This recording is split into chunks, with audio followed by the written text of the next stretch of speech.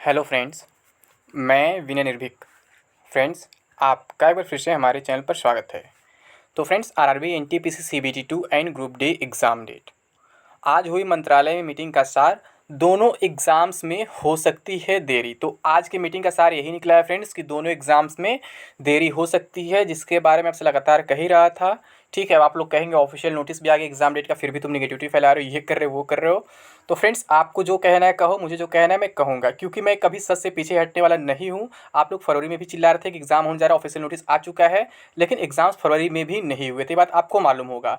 पहले 14 से 18 फरवरी का डेट दिया गया था, तब भी मैं बोला था नहीं होगा। फिर 14 से 15 18 जगह पे 15 से 19 कर दिया गया, तब भी मैं बोला था फ्रेंड्स कि 15 से 19 भी आपका एनटीपीसी सीबीटी 2 नहीं होगा। और 23 फरवरी से ग्रुप डी बताया गया था, तो भी मैं बोला था कि 23 फरवरी से भी ग्रुप डी नहीं होने वाला है। तो अभी भी जो है आपका ग्रुप डी का कोई एग्जैक्ट डेट तो नहीं आया है, बट एनटीपीसी सीबीटी 2 का एग्जैक्ट डेट आ चुका है। ठीक है, वो भी 2 लेवल का, केवल लेवल 6 का और लेवल 4 का। और पहले बोला गया था केवल लेवल 4 का मई में कराया जाएगा, उसके बाद जो है रिजनेबल गैप रखा जाएगा। फिर अचानक क्या हुआ, दो लेवल का एक साथ डेट दे दिया गया, 9th एंड 10th में। और उसमें भी कंफर्म नहीं किया गया है कौन एग्जाम 9th में को है और कौन एग्जाम 10th में के। उसमें कहीं भी कुछ कंफर्म नहीं किया गया, बस लिख दिया कि दोनों एग्जाम 9th और 10th में को है। ठीक है, तो यहाँ पर भी आप लोग के मन में अभी भी डाउट हो सकता, लग सकता है मैं नेगेटिविटी फैला रहा हूँ, बट सच्चाई यही है फ्रेंड्स कि दोनों एग्जाम्स में अभी देरी हो सकती है। अब आप पूछेंगे रीज़न क्या है, तो रीज़न जानना आपको बहुत ज़रूरी है। दिन से ही कमेंट आ रहा है, दोपहर से ही, कि आज मीटिंग था, मीटिंग में क्या हुआ, मीटिंग में क्या हुआ। तो फ्रेंड्स, आज थोड़ा दिन भर मुझे टाइम नहीं मिल पाया ताकि मैं आपको वीडियो दे पाऊँ, तो अभी टाइम मिले तो मैं आपको वीडियो दे रहा हूँ। ठीक है, उम्मीद है वीडियो आपको 9 बजे तक मिल जाएगा। ठीक है, मतलब रात के 9 बजे। तो फ्रेंड्स, मैं बता दूँ क्यों ऐसी देरी हो रही है दोनों एग्जाम्स में। तो अगर मैं सबसे पहले ग्रुप डी का बात करूँ, तो मैं ग्रुप डी के बारे में आपको बहुत पहले से बता चुका हूँ फ्रेंड्स कि इस साल जो एग्ज़ाम होना थोड़ा मुश्किल दिख रहा है। रीज़न क्या है कि यहाँ पे एजेंसी चेंज हुआ है, वैकेंसी प्रोसेस चेंज हुआ है, तो इन सब में वैसे ही टाइम लगना ही लगना है, इसमें कोई डाउट नहीं है। सारा डेटा जो कैंडिडेट्स का वो टीसीएस के पास था, ठीक है, फरवरी तक। फिर जब क्या हुआ, फरवरी वाला एग्ज़ाम जब नहीं हुआ, उसे रोक दिया गया, कैंसिल कर दिया गया होने से पहले ही कि ये एग्ज़ाम नहीं होगा अभी, मतलब। तो फिर टीसीएस ने क्या कहा कि हम आगे बिजी, हम एग्ज़ाम नहीं करा सकते। और ये बात रेल मंत्री साहब ने अपने इंटरव्यू में कई बार कह चुका है। ठीक है, तो फिर उन्होंने क्या किया, एनएससीआईटी को लिया। तो एनएससीआईटी क्या है, अब सारा काम अपना जीरो से स्टार्ट कर रहा है। और आप ऑफिशियल नोटिस में देखे भी होंगे, जिसमें बोला गया कि जुलाई से एग्जाम करने का प्रयास करो। साफ साफ लिखा हुआ है कि सब कुछ चेंज होने की वजह से अब टाइम थोड़ा लगेगा। ठीक है, और हम प्रयास करेंगे जल्द से जल्द एग्ज़ाम करा दे, और जुलाई से उम्मीद है हम करा सकते हैं। और हम दबाव भी बनाएंगे ईसीए पर कि जल्द से जल्द प्रोसेस करें। लेकिन फ्रेंड्स, आपको मालूम होगा एनएससीआईटी के बारे में, एनएससीआईटी का जो है मतलब कि मैन पावर उतना ज़्यादा नहीं जितना टीसीएस का है, या फिर सेंटर्स भी उतने नहीं जितने टीसीएस के हैं। ठीक है, मतलब एनएससीआईटी हर तरफ से हम टीसीएस से कंपेयर करें तो लो ग्रेड का ही है, और चीटिंग वगैरह में भी आप जानते हैं एनएससीआईटी टीसीएस से बहुत आगे है। ठीक है, किसी को 100% सही नहीं कह सकते हैं, बट एनएससीआईटी का मामला आप जानते हैं, वहाँ डायरेक्टली सेंटर ही बुक हो जाते हैं। टीसीएस में कुछ न्यूज़ आया था सामने एनटीपीसी को लेकर के, तो ये वो गैंग थी जो एनटीपीसी को बदनाम करना चाहती थी, बाकी कुछ नहीं है, क्योंकि चीटिंग वगैरह हर जगह होता रहता है। ठीक है, उतना आप रोक नहीं सकते हैं, लेकिन एनएससीआईटी क्या है, बहुत बड़े लेवल पर कराता है, इसलिए थोड़ा सा एनएससीआईटी बदनाम है। और कई जगह बैन भी कई स्टेट्स में, केवल हमारे यूपी में अभी तक चल रहा है। और एक रेलवे इनको हायर किया है मजबूरी में, क्योंकि आप ही लोग का दबाव था कि एग्ज़ाम जल्द से जल्द कराया जाए। लेकिन फिर भी जब नया एजेंसी है तो टाइम लगना ही लगना है। ठीक है, तो एक रीज़न ये है कि एजेंसी जो है अपना काम है अभी इतनी तेज़ नहीं कर पा रहा है कि जुलाई में किस तरह एग्ज़ाम हो पाए। ठीक है, और दूसरा रीज़न क्या है ग्रुप डी एग्ज़ाम अभी नहीं होने का, कोरोना। मैं आपसे क्या बोला था फ्रेंड्स कि अपने इंडिया में एक नया तरीका चल रहा है, नया रूल चल रहा है। जब इलेक्शन आता है तो कोरोना को न्यूज़ में डाउन कर दिया जाता है।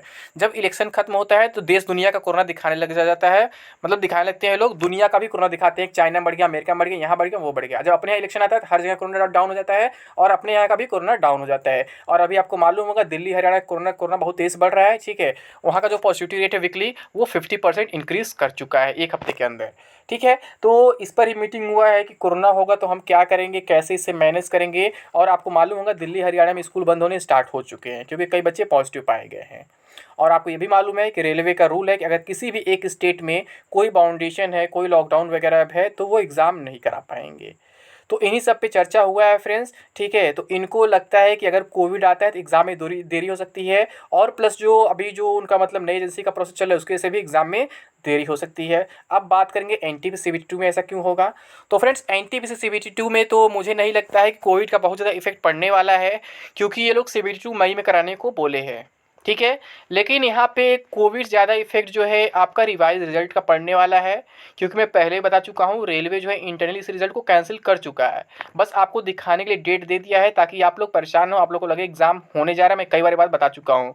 ठीक है, और वो एक तरह से क्या है, वो जो पेटिशनर हैं, जो केस करने वाले हैं, रेलवे एक तरह से उनको भड़का रहा है, प्रोवोक कर रहा है कि वो जल्द से जल्द केस करें। क्योंकि आपको मालूम है जो पिछला केस विड्रॉ हुए लगभग 13-14 दिन हो चुके हैं, क्योंकि 30 तारीख को विड्रॉ हुआ था, आज 13 तारीख हो चुका है, अभी तक नया केस फाइल नहीं हो पाया है। और आप जानते हैं कल से फिर से हॉलीडे स्टार्ट है, अब 4 दिन तक कुछ नहीं होने वाला है, यानी जो भी अब होगा अब नेक्स्ट वीक ही हो पाएगा। इस वीक में कल 3 दिन कोर्ट ओपन था, अब थर्सडे फ्राइडे सैटरडे संडे कोई काम नहीं होगा, हॉलीडे है।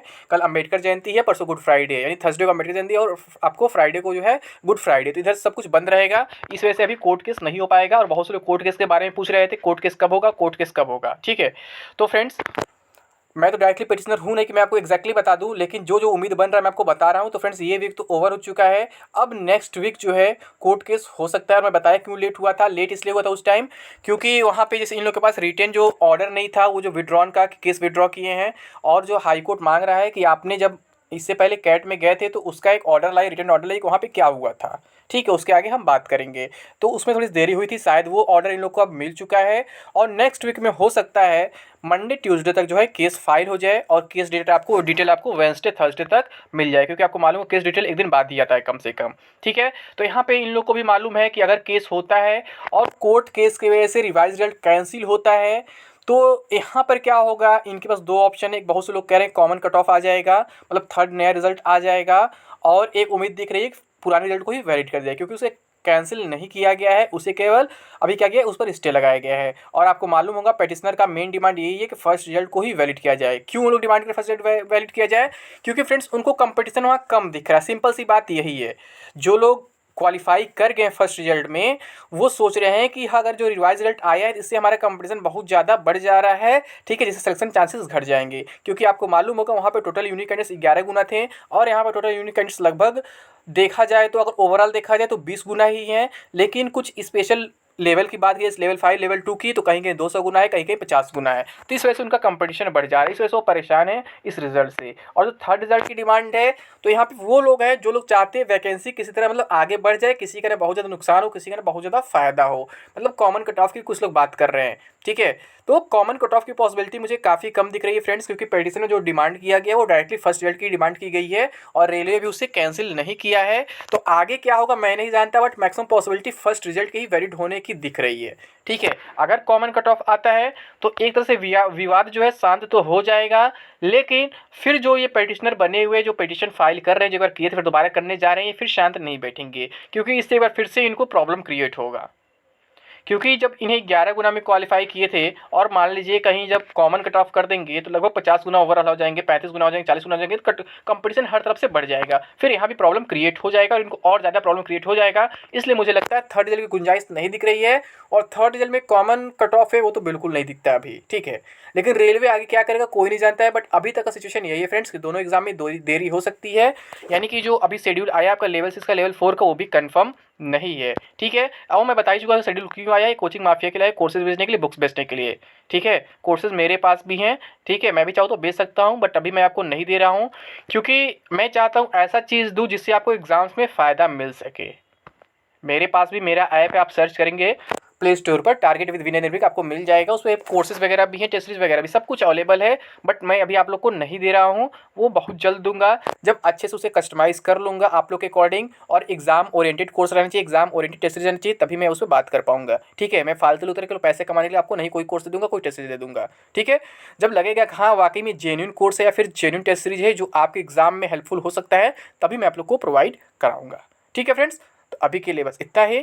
Thank you. जय हिंद, जय भारत।